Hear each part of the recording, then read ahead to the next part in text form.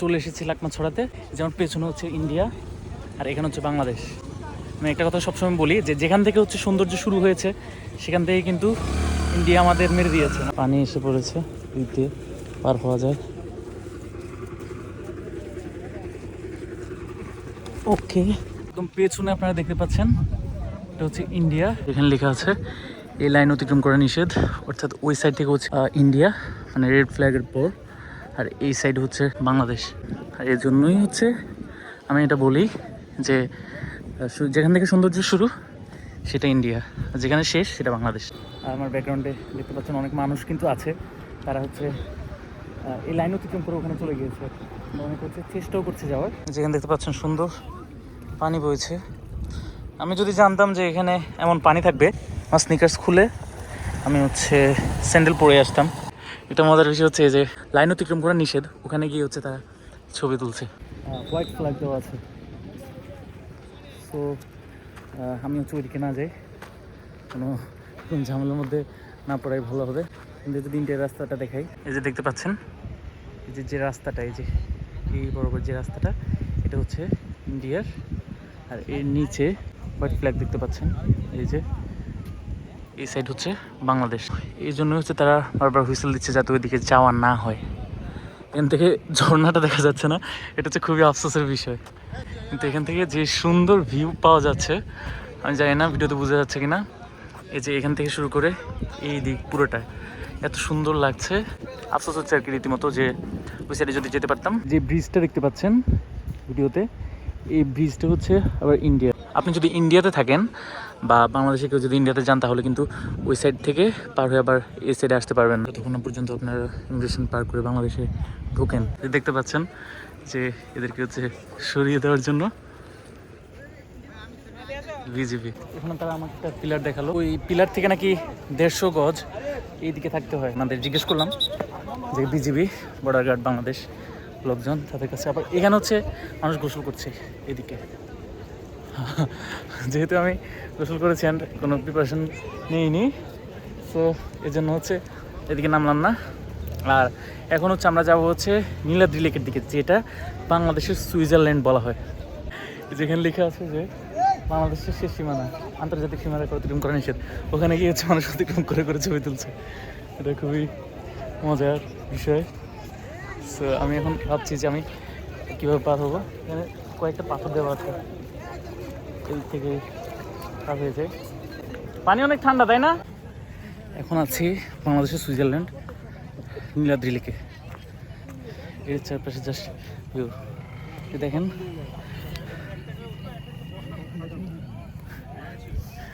সুইজারল্যান্ডে যেমন গরু থাকে, এখানে আছে একটা গরুর বাচ্চা। পেছনে হচ্ছে লেক। নীলাদ্রি লেকের সৌন্দর্যে বিমোহিত হয়ে অনেকে এর নাম দিয়েছে বাংলার কাশ্মীর। যদিও বা আমার কাছে এটিকে কাশ্মীর কম এবং সুইজারল্যান্ড বেশি মনে হয়েছে, যেখানে বসে আপনি একাকী অথবা আপনার প্রিয় মানুষের সাথে সুন্দর সময় কাটাতে পারবেন। এই নীলাদ্রি লেকে বসে সূর্যাস্ত দেখে আপনি বলতে বাধ্য হবেন, সার্থক জনম মাগো জন্মেছে এই দেশে। আমি এসেছি হচ্ছে রাজাই ঝর্ণাতে, যেটা হচ্ছে আপনাকে বাংলাদেশের কেউ দেখাতে পারবে না। এটা আমি চ্যালেঞ্জ করে বলছি। আপনারা ইতিমধ্যেই হচ্ছে ঝর্ণার সাউন্ড শুনতে পাচ্ছেন। অ্যান্ড আপনারা হচ্ছে যদি একা আসেন তাহলে এখানে কিছুতে রিচ করতে পারবেন না। আমি হচ্ছে এখানকার এক স্থানীয় মামা, যার কথা আমি ভিডিওতে বলেছি যে মামা, ওনার নাম্বার হচ্ছে আমি ভিডিওতে অবশ্যই দিয়ে দিব। মোহাম্মদ মতিউর রহমান। জি, আর নাম্বার 01732190974। আমার যদি কোনো অডিয়েন্স আছে আপনার কাছে, তাহলে কি আপনি কম রাখবেন? আমি যথেষ্ট পরিমাণ ইজ্জত দেওয়ার চেষ্টা করব। ওকে, ধন্যবাদ। জ্ঞানে কুলায়। আচ্ছা, আমি ওনার নাম্বার দিয়ে দেবো ডিসক্রিপশনে। আপনার হচ্ছে ওনার সাথে যোগাযোগ করে আসতে পারেন। উনি হচ্ছে আমাকে এই সিক্রেট ঝর্ণাটার সন্ধান দিয়েছেন। এটার নাম হচ্ছে রাজাই ঝর্ণা। এটা হচ্ছে ওদিকে যাইতে পারবো তো না? ও আচ্ছা আচ্ছা আচ্ছা, বুঝতে পারছি। এটা হচ্ছে রাজাই ঝর্ণা। এটা হচ্ছে বাংলাদেশের তাহিরপুরের, সুনামগঞ্জের তাহিরপুরের একদম শেষ প্রান্তে, যে দেখতে পাচ্ছেন। এটার কিন্তু এটা যেখানে গিয়ে বৃষ্টি কম হতে একটু পানিটা কম হচ্ছে। বৃষ্টি বেশি হইলে পানি বেশি হয় নাকি? হ্যাঁ, এটার উপর জায়গায় আছে। আচ্ছা, তো যারা আপনারা ট্যুরে ঘুরতে আসেন তাদের জন্য এটা সরকার উন্নত করে দেওয়া হয়েছে। এইটুক পর্যন্ত? এইটুক পর্যন্ত। আর এর উপরে? এর উপরে আদিবাসীরা থাকে। আদিবাসীরা থাকে, আদিবাসী নট ইন্ডিয়ান? ওরা ইন্ডিয়ান, আমরা বাংলাদেশের আদিবাসীরা উপরে থাকে। ও আচ্ছা আচ্ছা। তারা গোসল টোসল করে উপরে, আচ্ছা, যাতে মানে আমরা যাইলে তাদের ডিস্টার্ব না হয়, এই জন্য আমাদেরকে সীমারেখা এই পর্যন্ত দেওয়া হয়। আমাদের সীমারে হচ্ছে এই পর্যন্ত। হ্যাঁ, হচ্ছে রাজার জন্য আপনারা যদি আসেন তাহলে হচ্ছে এদিকে যাওয়া যায়।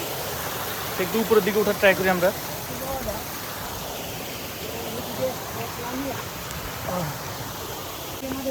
হ্যাঁ, এদিকে গোসল করতেছে, তাদের কোনো আচ্ছা, এদিকে হচ্ছে গোসল করতেছে। সো আমরা হচ্ছে ওইদিকে না দেখাই। হ্যাঁ, এখানে হচ্ছে আপনারা যদি এই ঝর্ণাটা দেখেন তাহলে আপনারা গেস করতে পারবেন যে এটা কোথায় আসলে গিয়ে মিলিত হয়েছে। অনেক উপরে এটা। পাথর দিয়ে আইতে আইতে আইতে আইতে আইতে আইতে পাথরের উপরে উপরে পা দিয়ে দিয়ে সুযোগ আছে, এটা হচ্ছে ভালো লাগে দেখতে। সো অনেক দূর থেকে কিন্তু এই ঝর্ণাটার গর্জন শোনা যায়। আমি হচ্ছে এখান থেকে নেমে এসেছি কারণ এখানে আদিবাসী তার হচ্ছে গোসল করছিল, তাই ভয় এদিকে আর যাওয়া হয়নি। রাজা এই ঝর্ণা দেখার পর আমি আসলাম হচ্ছে টেকের ঘাট। এটা হচ্ছে টেকের ঘাট, আর বরাবরই হচ্ছে যে ওই পাশে হচ্ছে ইন্ডিয়া আর এই পাশে হচ্ছে আমাদের বাংলাদেশ। আর এখানে হচ্ছে কিছু পাথর জড়ো করা আছে, এখানে হচ্ছে যথারীতি ফ্ল্যাগ দেওয়া আছে। আর একটু দূরে হচ্ছে বর্ডার, অ্যান্ড এখান থেকে কিন্তু বর্ডারটা খুব ভালোভাবে দেখা যাচ্ছে। তো মনে হচ্ছে যে এমন যে আমি যেটা যদি বর্ডার লেস হতো, আমি যদি ইচ্ছে করতাম আমি বাংলাদেশে থাকতে পারতাম, এবং আমি যদি ইচ্ছে করতাম তাহলে আমি ইন্ডিয়াতে এইভাবে যেতে পারতাম।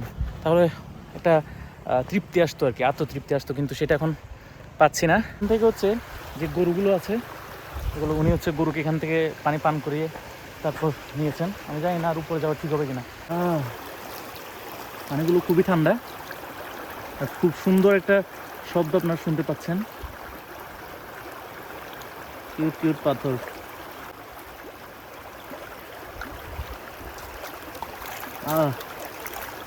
পানি দিয়ে মুখ ধোয়া বা খাওয়া আমি আর সমীচীন মনে করি না। এটা একটা ছড়া, নট ঝর্ণা। ঝর্ণার পানি অতি বিশুদ্ধ হয়। আমি আগে ছড়া আর হচ্ছে ঝর্ণার মধ্যে পার্থক্য বুঝতাম না, আমি ভাবতাম দুইটা এক। আসলে দুইটা এক না। ছড়া হচ্ছে এটা হচ্ছে ঝর্ণা থেকে নেমে যেটা হচ্ছে ঘোলা হয়ে যায়, বা এটা হচ্ছে কয়েকবার ইউজ হয়ে যায়, বা এমন কোনো জায়গা দিয়ে আসে যেটা হচ্ছে আর ঝর্ণা থাকে না, সেটা হচ্ছে ছড়া। এটা হচ্ছে সেই চাঁদপুর ছড়া। আর এই জায়গাটা থেকে খুব বেশি আফসোস হচ্ছে যে কেন যে আমাদের মধ্যে বর্ডার আছে, যদি এটা না হতো কত ভালো হতো। কি করতেছো তোমরা? খেলতেছো? তোমার নাম কি? আর তোমার নাম? আমানুল্লাহ। তোমাদের বাড়ি কোথায়? বাংলাদেশে? আচ্ছা বলো তো, ওই যে ওই পাহাড়টা দেখা যাচ্ছে না, ওটার নাম কি? ওই যে পাহাড়টা দেখা যাচ্ছে, এটা কি পাহাড়? পাহাড় দেখো মানে পাহাড়টার নাম জানো কিনা? তুমি জানো? তুমি জানো? তুমি নাম জানো?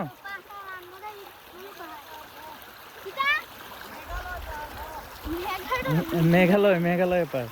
ঠিক আছে, মেঘালয় পাহাড়। এটা হচ্ছে, এটা ইন্ডিয়ান না বাংলাদেশের?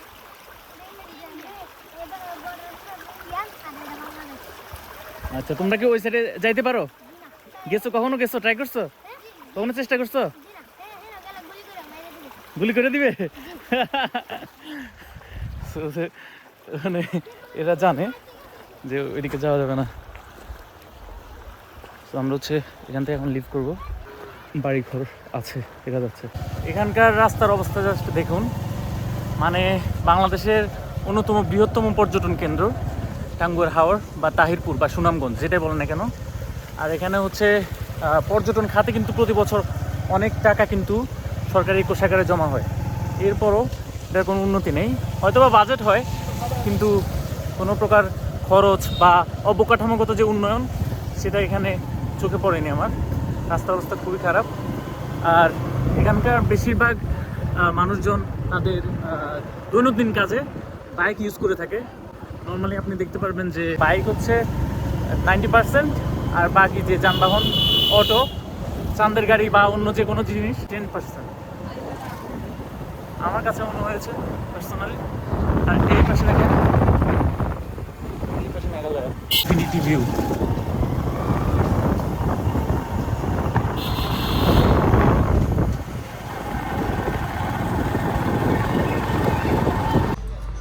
এটা হচ্ছে হাউস বোটের রাতের সিনারি। এই যে এখান থেকে বের হয়ে এখন এখানে লাইটিংটা খুব ভালোভাবে দেখা যাচ্ছে। সবগুলো লাইট দেওয়া, আর কোনটা দেওয়ার দরকার নেই। এখানে একটা বসে দোল খায়। আর তাছাড়া এই মনে হচ্ছে আবার দোলনাও আছে, দোলনায় বুঝতে পারবো। ওটা একটা দোলনা, এটা হচ্ছে একদম বাইরে আর কি। এখন এখানে বসে আছি, আর এটা হচ্ছে ভিউ, পড়ে যাচ্ছিলাম। আর এর পাশে অনেকগুলো বোট দাঁড়ানো আছে, এদিকেও আছে। আর পেছনে হচ্ছে যে লাইটগুলো দেখতে পাচ্ছেন, এটা হচ্ছে ইন্ডিয়ার মেঘালয়ার যে ল্যাম্প পোস্ট। এটা হচ্ছে রাতের খাবার, হাঁসের মাংস, সবজি আর হচ্ছে শুটকি ভর্তা।